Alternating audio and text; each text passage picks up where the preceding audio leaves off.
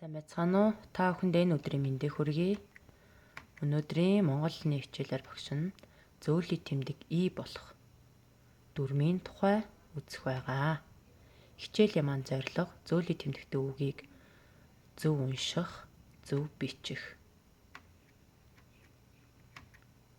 За энэ хичээлийг үзэхийн тулд 5 алхмыг багштайгаа хамт хийж гүйцэтгэх байгаа.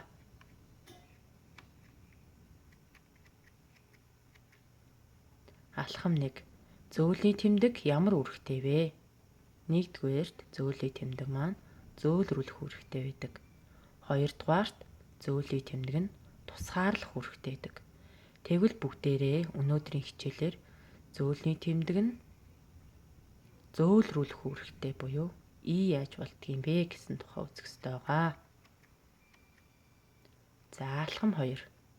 Зөөлний тэмдгээр төгссөн үгэн дээр урт гიშгээр эхэлсэн залгуур залгахад зөөлний тэмдэг И болно гэсэн дүрэн байна.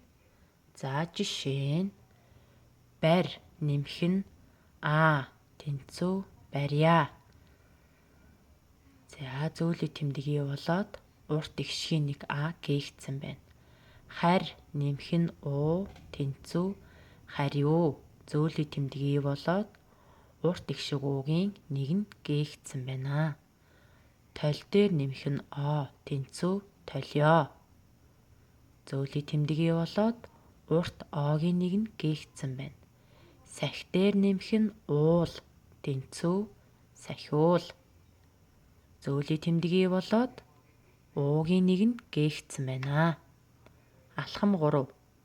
Зөөлрсөн эгчигт гэгүүлэгчээр төгссөн үгэн дээр эгчигт гэгүүлэгчээр эхэлсэн залгуур залгахад зөөлний тэмдэг И болно гэсэн дүрэн байна. Жишээ нь ань нэмэх нь тэнцүү анир. Зөөлний тэмдэг И болсон байна. Халь гэдэг үгэн дээр В залгуур залгахад халив. Зөөлний тэмдэг И болсон байна. Соль гэдэг үгэн дээр буюу эгшигт гэгүүлэгчээр эхэлсэн залгуур байна. За тэнцүү солир буюу зөөлний тэмдэг мөн адил И болсон байна.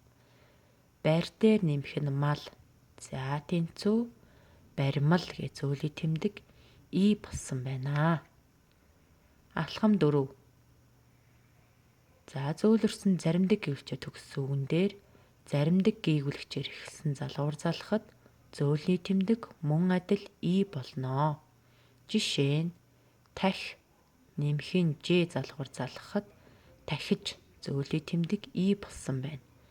Сахи гэдэг үгэн дээр Жгээр эхэлсэн залгуур залгахад сахиж гээд зөөлний тэмдэг И болсон байна. Бод нэмэх нь Т буюу заримдаг хэсс байна, тийм ээ. Ингээд бодит гээд мөн адил зөөлний тэмдэг И болсон байна.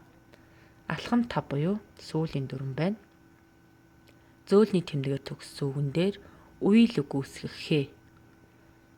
За тэнцүү И буюу зөөлний тэмдэг маань И болох нэ. Жишээ нь барь нэмэх нь хээ тэнцүү барих. Зөөлний тэмдэг И болсон байна. Соль нэмэх нь хээ тэнцүү солих. Зөөлний тэмдэг маань И болсон байна. Тарь гэдэг үгэн дээр хээ залгуур залгалаа. Тэнцүү тарих. Үйл үгийн хээ залгуур залгахад зөөлний тэмдэг И болсон байна.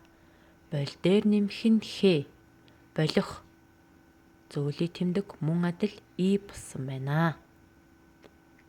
За гэрийн даалгавартай хүүхдүүдээ дараах үгсийг дүрмээ сайн бодож байгаад залгаж өчнэ. Бичлэгээ зогсоож байгаад гэрийн даалгавраа хуулж аваад хийж гүйцэтгээд багш руугаа явуулаарай. За дараагийн хичээлээр иргэн уулзтлаа. Түр баяртай.